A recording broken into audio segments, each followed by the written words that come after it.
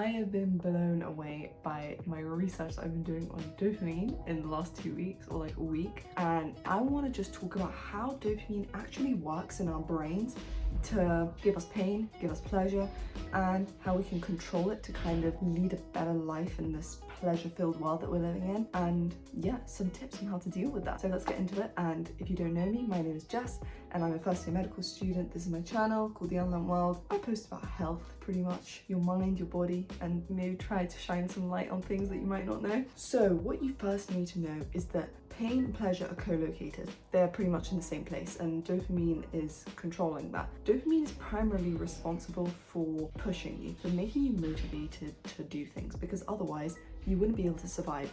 You need something motivating you to eat, to have sex, to reproduce, to keep the human species going, and this is where it all comes from. So being outward facing, being driven, having pleasure, wanting to learn, this all comes from this. And the way it works is this, is that you have a baseline level of dopamine, let's call it like this. And when you eat something, let's say a piece of chocolate, you experience pleasure. So it tilts into the pleasure direction. And however, it doesn't just stay that way, nor does it just return back to medium. In fact, it always tilts in the opposite direction in like an equal amount, kind of. Let's call this the pain side.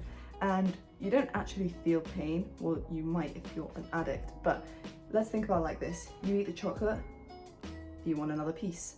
You can't help yourself, you have another one. And it keeps going in this kind of thing.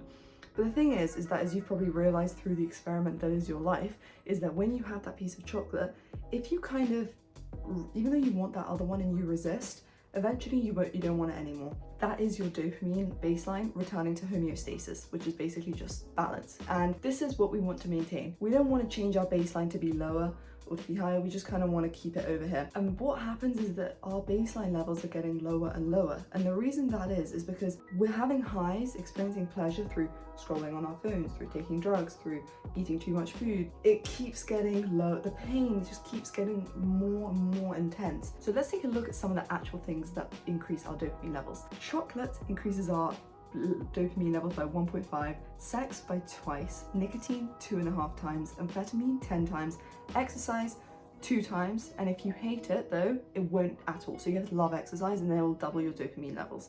So these are the kind of activities that I'm talking about when I'm saying that your dopamine level is going to go up. Also scrolling on our phones and stuff also increases it, but I'm not sure by how much. And another reason this is so important is because addiction. This is the premise of addiction. We can see how someone becomes so zoned into a substance that is able to give them that dopamine hit that they constantly crave that pleasure that they receive, because it is such an immense pleasure. And their lows are so low that they know the only way to make it high again is to consume that particular thing. So an alcoholic will feel so crap, like a withdrawal from drinking, that they know to get the high again, they need to keep drinking. And so we have the addiction trap. We also see this with overworkers and stuff who constantly try to engage in dopaminergic activities by constantly being engaged with life and never stopping, and they eventually burn out because you can't just keep maintaining the high. Unfortunately, our system doesn't work like that. So now I want to talk about how we can actually think about this and fix this, because I think a lot of us are suffering with this, and this is why our motivation and our drive for life and why depression, anxiety, suicide is so high right now is a lot to do with this. So number one, what you can do is that you can use a coin, and every time that you're engaging in an activity that you do, like you want to do often, such as let's say eating chocolate, try to flip that coin and say, if it's heads, I'll do it.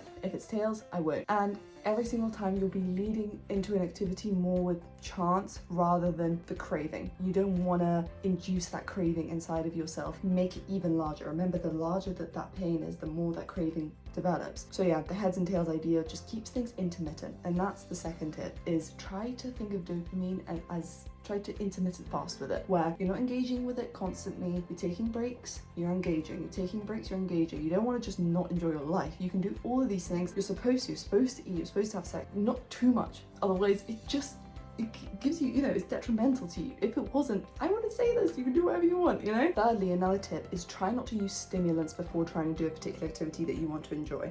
Energy drinks or like taking Ritalin before you study is just really detrimental, especially with the Ritalin thing. Unless you've been clinically diagnosed with ADHD, then you shouldn't be taking Ritalin because it results in a really high dopamine spike, which, let's think about that, high dopamine spike, really low. And you're never going to be able to get that intrinsic motivation to do anything because the high would just be too much, causing such a low. Another tip is try not to give yourself yourself rewards for doing particular activities. So for example, if you exercise and then you try to give yourself a pizza afterwards, there've been experiments done where children who were given rewards never were able to continuously pursue the initial exercise with continuous enjoyment, whilst children that weren't given the reward were able to return to that activity every single time and enjoy it. Because it's the reward thing is to do with our dopamine, because the reward gives us such a high dopamine that we can't then see the previous activity as pleasurable.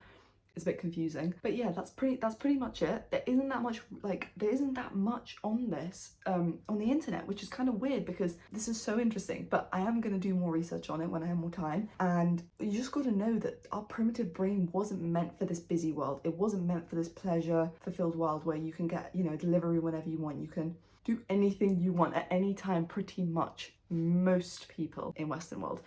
So it doesn't fit with our, you know, neurochemistry. So try to think, how many hits am I getting? Am I varying my hits? Am I varying the intensity of my hits? And am I always conceding to the low? Try to always, you know, get it back to homeostasis so that you still retain motivation and drive and pleasure in life. Because otherwise, you know, it's not very good, is it? Well, I hope you got something from this. I know it was a bit scattered, but yeah, I think it's really interesting. So yeah. Bye guys!